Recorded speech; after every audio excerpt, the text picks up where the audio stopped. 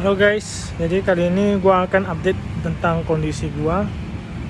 Jadi pada hari ini sampai hari ini kondisi gua sudah membaik banyak, sudah 70%. Ya mungkin ada 30% yang masih belum membaik, tapi kita harus fokuskan ke yang telah membaiknya guys, agar kita bisa membantu diri untuk lebih cepat sembuh gitu ya. Jadi sebenarnya depresi dan anxiety ini bisa sembuh walaupun tanpa obat sebenarnya, tapi membutuhkan waktu 6 sampai 1 tahun. Nah, obat ini fungsinya mempercepat penyembuhannya, jadi gitu ya. Jadi pada akhirnya semua juga akan sembuh. Kalian yang tidak berobat juga pasti akan sembuh, cuma ya intinya kita harus bertahan hidup.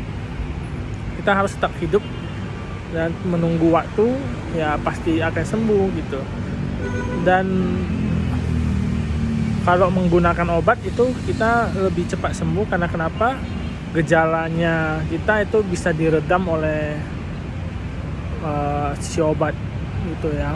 Seperti pikiran kacau, ya kalau setiap hari kacau selama bertahun-tahun ya susah juga ya. Jadi kita harus memang memerlukan obat untuk menetralkan pikiran kita gitu. Dan kenapa harus obat? Ya, obat menghilangkan gejala-gejala yang lain seperti sensasi-sensasi yang di badan, yaitu seperti berdebar, kelingan, pandangan buram, sesak nafas, hidung mampet. Nah itu semua bisa diatasi oleh obat gitu. Nah, kenapa saya bilang obat itu penting? Karena obat itu bisa membantu kita menghilangkan gejala itu sembari kita menunggu waktu untuk kesembuhan kita gitu. Karena memang kalau yang depresi berat seperti saya sama anxiety yang berat itu memang butuh waktu sekitar 6 bulan, yaitu setengah tahun. Memang waktunya cukup lama guys, tapi ya itu harus kita jalanin.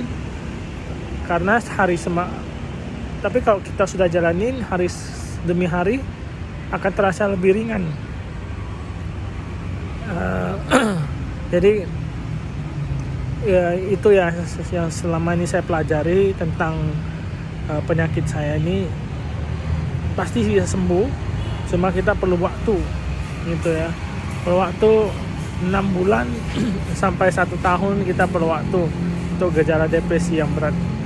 Nah, obat itu membantu banget. Jadi kalau kalian belum berobat, segera agar lebih cepat ditangani, lebih cepat sembuhnya. Begitu guys. Jangan tunggu sampai berat dulu baru ke dokter, agak susah untuk sembuhnya. Itu, tapi pada akhirnya juga akan sembuh. Oke. Jadi sekian video saya.